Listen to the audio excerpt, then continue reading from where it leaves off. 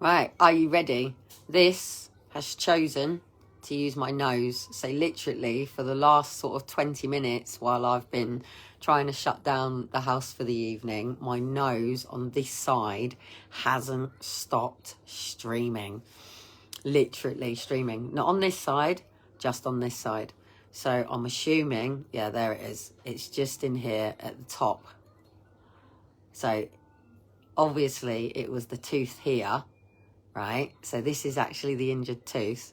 So whatever infection that's trying to move out now, I can feel it here, it's trying to come out through my nose. So literally, even while I'm on camera to you now, I have an absolute dribbling. This is my left, by the way. This is my right from the camera. So this is left.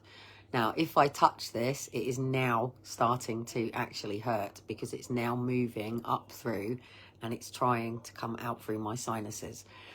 So if I sneeze in a minute, it is because literally all of this is trying to come out up and through. This is how clever our bodies are and how much our bodies will do it. So the more I'm talking about it now, it's starting to actually hurt through in here, which means it's trying to drain and come through my noseway, which is working because it is dribbling. I was a little bit worried that if I took it up through my ear yesterday, that there is the jawbone here and I probably wouldn't get it past all this, which is your TMJ. Now, there's an appeal out for many people like me who have vagus nerve challenges. And that basically is the nerve that literally runs all the way through and down. And it can cause massive, massive, massive problems if the vagus nerve is blocked or debilitated, as it's called.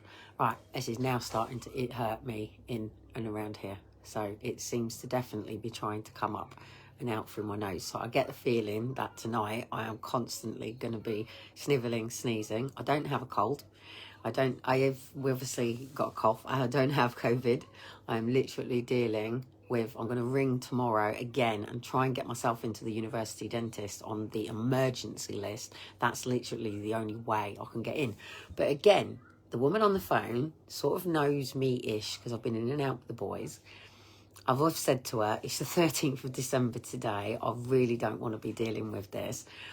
I'm glad that you're treating homeless at the moment and wonderful for the homeless, but I'm getting really pissed off that I'm falling through the cracks in such a horrible way because I am not a crackhead, because I'm not a smackhead, because I'm not homeless, because I'm not incompetent, and because I'm not classed as vulnerable. And it's like, so hang on a minute. So in this country, as long as we tick this vulnerable box, we get help. And it's like, but hang on a minute, we don't want to be vulnerable. We're not vulnerable people. We're all... You know, I'd rather be a warrior than a worrier. Do you know what I mean? But all this aside, and it being the 13th of December, I'm literally just coming into the time that I was up at the hospital with Aaron and Faith and 2 police officers and 2 social workers and a doctor, right? Now, this is not Dr. Bose that said that EDS was the easiest condition to claim to have. This was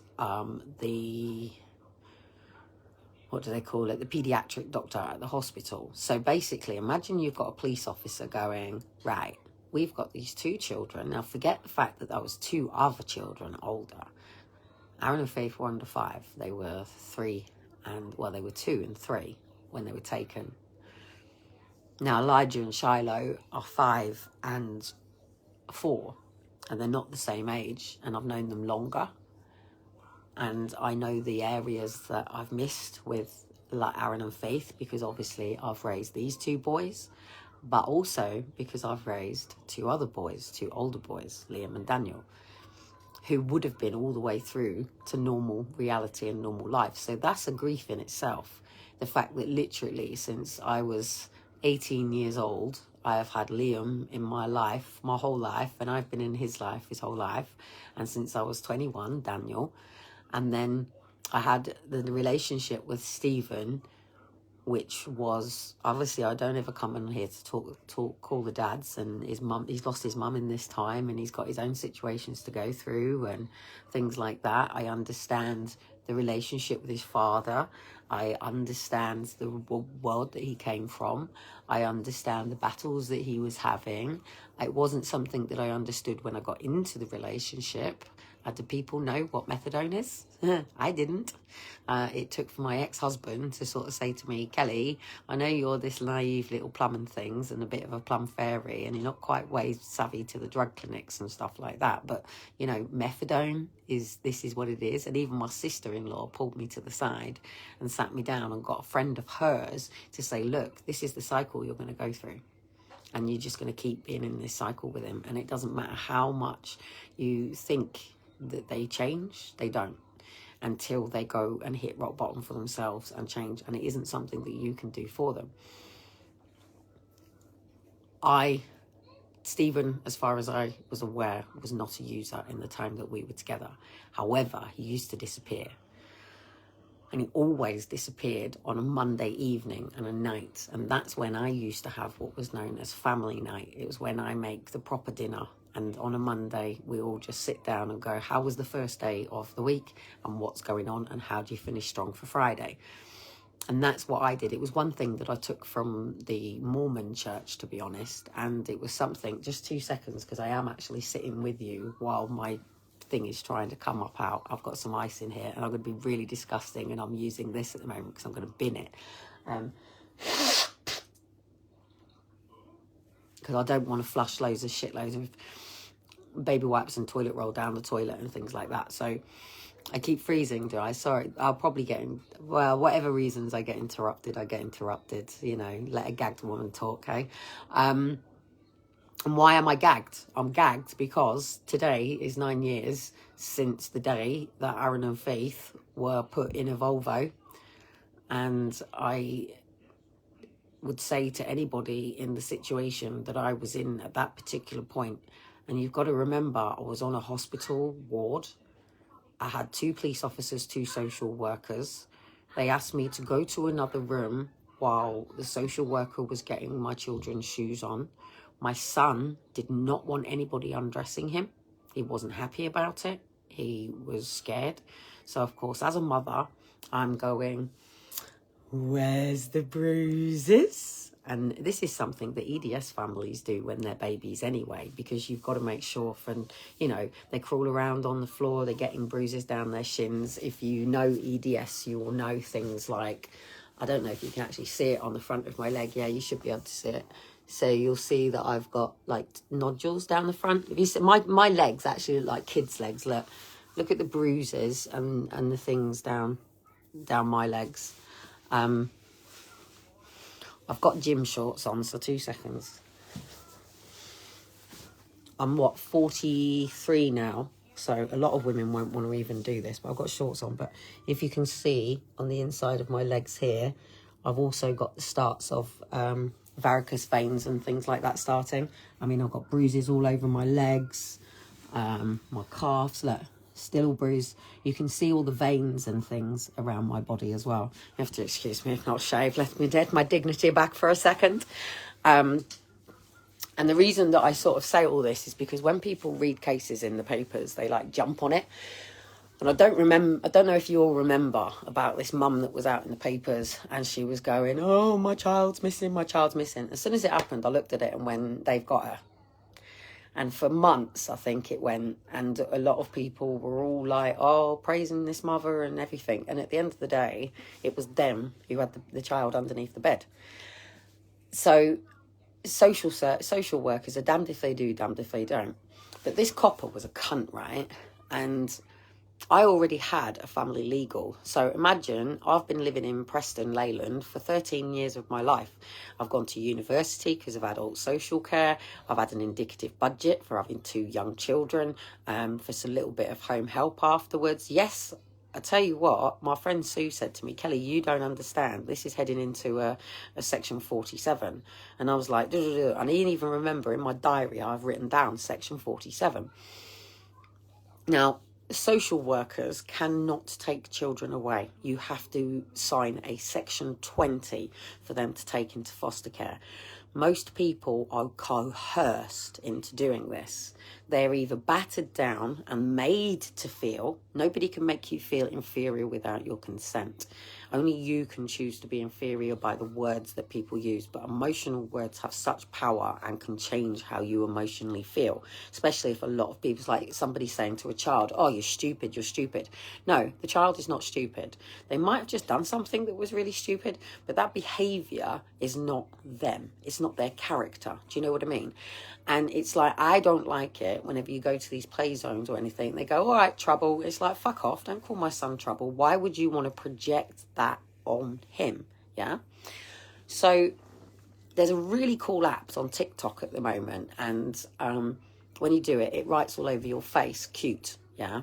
So you go, cute. So, and that's good because these girls are looking at themselves going, oh, I'm cute. But what does cute? You're freezing every few minutes. It's hard making out what you're saying. Oh, well, there's no point in me being here then. Is anybody else having any problems with it? Is anyone else having any problems? Is it freezing on your side, or is it internet? Or I say silly rather than stupid because stupid is degrading. Right, well, Tina can hear me. So if Tina can hear me, that's cool. So I'll stick around for what I'm saying. So literally about, I think the police officer, it was the woman police officer that drove me back to save the family without Aaron and Faith. And something in me knew I was never going to see my kids again. And I had my mum telling me my kids were already adopted. And I had people around me telling me, run. And it's like, run? What? They've got my kids. How the fuck do I run? And I'm having to go back. And Liam got home from college. And literally watching my son, who was 16, going from a really chilled lad who knew what he was doing. He had his college, he was settled, he knew what he was focused on, to watching him in the hallway going, dude, what, running out the door, going and speaking to the policeman, coming back to me and going, Mum, it's fine, they're bringing them back tomorrow. The policeman's just told me they're bringing them back tomorrow. And of course, I have literally just collapsed down the wall, and all I've said to Liam is, they've got the kids. And he's gone, who's got the kids? I went, the police have got the kids. And he's gone, what do you mean the police have got the kids? I said, they've got the kids. He's going, where's Aaron and Faith, Mum? Where's Aaron and Faith? I'm going, Liam, the police have got them. And Liam's bouncing around the room going, where's my brother? Where's my sister? And literally that very day, me, Liam, Daniel, and my family changed forever. Changed forever. And you know what? These people didn't give a shit because they were just on a shift. And Carrie Lan stayed for a bit, and I had literally on the morning that they told Liam that the kids were coming back, everyone changed. Everybody changed. Everybody changed. And I had to get to Mould Court, the very same court that that young girl's case was in. And there's a photograph posted of me recently outside the courts, and me and Liam had to get from Save the Family, and we literally pelted it.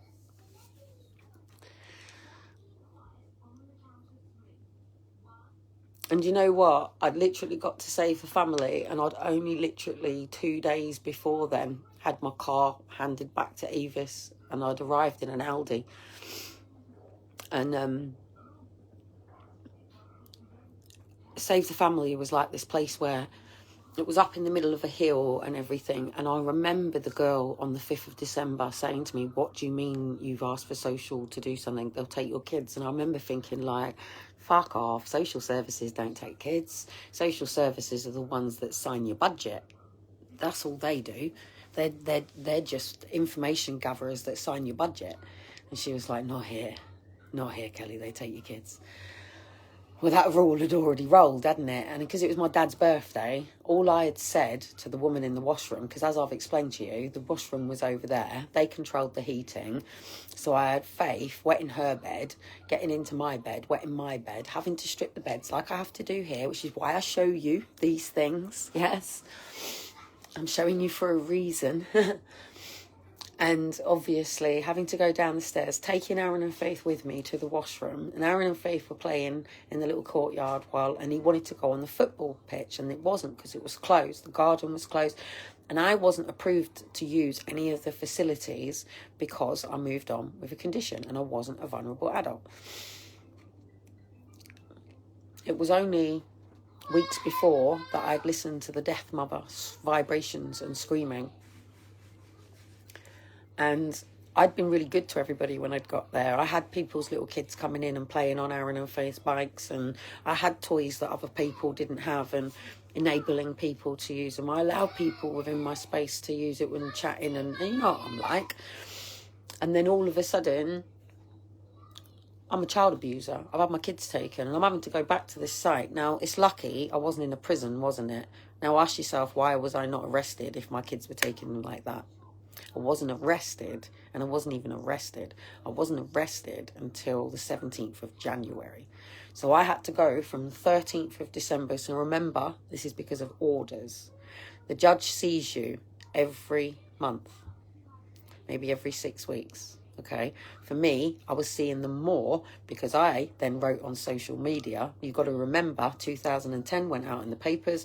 I'm in this network and all of a sudden I've just literally come back from London. Most of the people in the London thing don't realise that I'm a mother coming from university credits, that I'm here. They don't really know the difference. I'm in the Ramada hotels. They don't know the difference. I wear shoes and things like that. The only thing people would know the difference is I now bite my nails. None of these people will work with somebody who bites the nails, says you've got no discipline.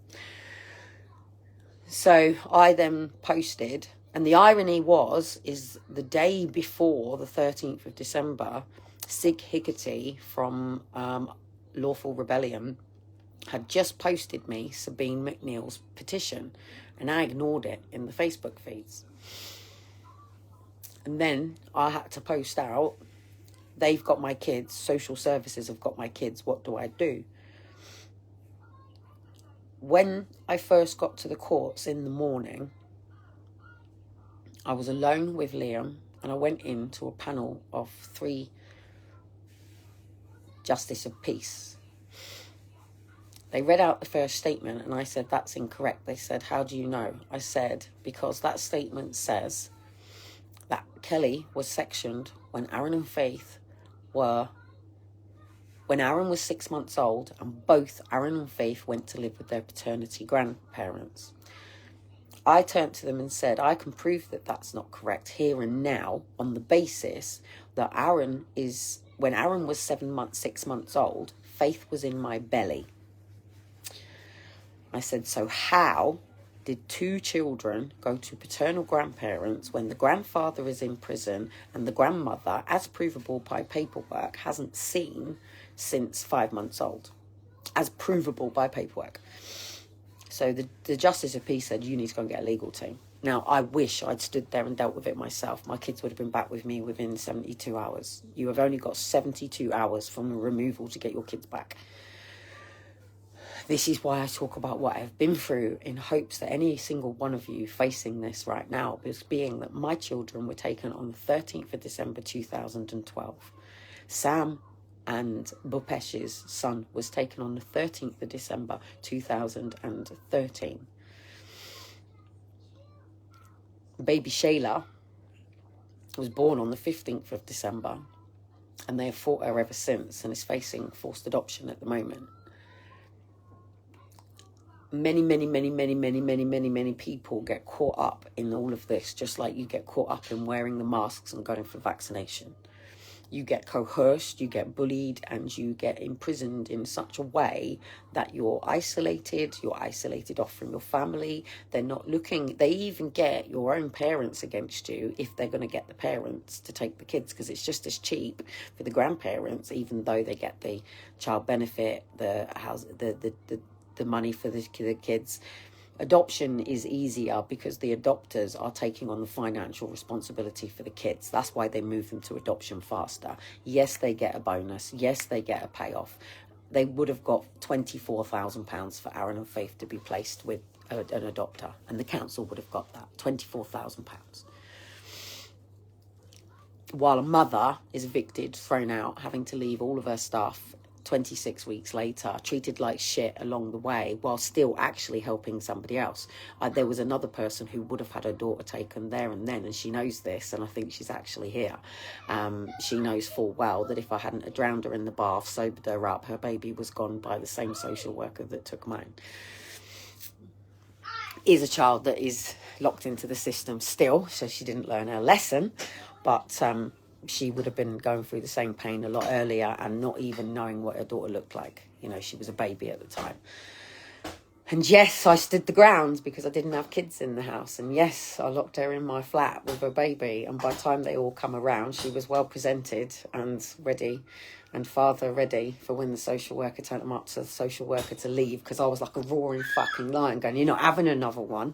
And I did it again with another mother who had slipped the disc in her back, and it was the support workers that were watching my kids when I was there that were forced to come out and come on location, and I was stood at the door, you're not having these kids, yeah? And I was like that. And, you know, even on Mother's Day, you know, seriously, they moved another mother whose baby was born as a stillborn, and they took her out of the cottage and said she was getting moved into the flats. And I stood at the door going, no, she's not. It's Mother's Day. Like, what are you people doing? You're coming into a job where you're meant to be enabling and supporting people who have come from vulnerable... It doesn't matter if you're even looking after people who have crossed the fucking seas and nations, who have come in cargo ships or cargo vans, or, you know, what you class as immigrants. It shouldn't matter. They are human fucking beings. Feelings, emotions. You're not, you know, they don't understand at the moment they come in and take your kids. It's like, yeah, and that is why they push grandparents to take them. And not only that, they then say them, if you speak to the child, your child's got this, this, this and this. And then they alienate them. And they wonder why I say that this is no different than domestic abuse. It's no different gaslighting, because you're not what these people say you are. And let's list it off, okay? So the boy that they call schizophrenic, that's gone and clouted the person that bullied him in school in the park, that everyone's going, wow, he's fucking mental, is nothing more than the bully that's on the floor finally is the person that's picked and picked and picked and picked and picked. And then he's had to go to mental health to be called schizophrenic and downed with medication, and then being told he hasn't taken his medication and he's gone and fucking hit the person that's bullied him. No. Really? You know, it's the same as looking at a little girl that's being raped by her father or a stepfather or somebody in a different situation, or even she's escaped from the real, like, being freaking horribleness even further than that, when you've got women that are all drugged and standing there waiting to be paid for and having to be put under these lights as somebody's bidding. Yeah, this shit really goes on. But once they come out, you've got to remember, when someone's in the dark, yeah, when someone's in the dark and they're in a really dark place, you might not actually see from where they're coming. When you come in with your roaring fucking light, mate, it's blinding. You'll cause somebody to come down into the fucking corner and even be like that and come back into the dark. Do you know what I mean? So it goes back to the seal that wants to bite you. So what are these fucking people doing? Because they're on shift, they're getting paid the job. Most of them is because they didn't get qualifications. Most carers, not being rude to carers, most people end up in caring jobs because they didn't get an education. You get education while in it, learning, things like that. Kinship allowance for my grandson in Scotland. Scotland is even bloody worse, seriously.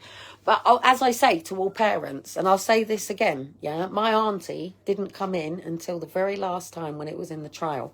And what fucking annoyed me is they all got taken, my auntie got taken into the room with the social workers, and then it made matters worse, yeah? When family turns up, mate, doesn't matter what your child is like. It doesn't matter whether you like the fucking partner of it or you get behind your fucking children. You stand behind your children. The only person that you ever actually go, wow, hang on a minute, we need to really talk about this, is when there is paedophilia, when there is fucking child sexual abuse. Yeah. Now, if I caught you, mate, I'll break your fucking fingers, take your fucking balls off, and you'd never ever come anywhere near my kids again. But I would never ever want my child to ever have that scar, because once that scar is created, it is for life. The innocence has gone. The damage is gone. It doesn't matter if a social worker came into my house now, because don't forget, I had security at my fucking door on the 13th of December, a couple of years ago, social on me, right? I've got a Hoover up the top of the stairs. I've got my boys' trainers. I've got the brush, because obviously I started, the DJ equipment. Elijah and Shiloh are now turning the umbrella into a music equipment. We've still got toys out. A social worker would not come in here and go, oh, right, come on, boys, let's get it together. Come on, where do all the toys go? Right, let's get on. Clearly, mummy needs a little bit of hand. She's no chiropractor at the moment. She's having to manage by herself. She's got swollen face. Go on. Come on, kids. And don't forget, officially, you can't see what I live with. But if I was walking around with these, you would. And maybe you would give me a hand then. Or if I was sitting in a wheelchair. Yeah? Things you don't see. The dancer, the skater. Yeah? The busted knee. But a social worker wouldn't come in and do this. Now, my stairs are quite cool. I've hoovered my stairs today. But a social worker would come in and go,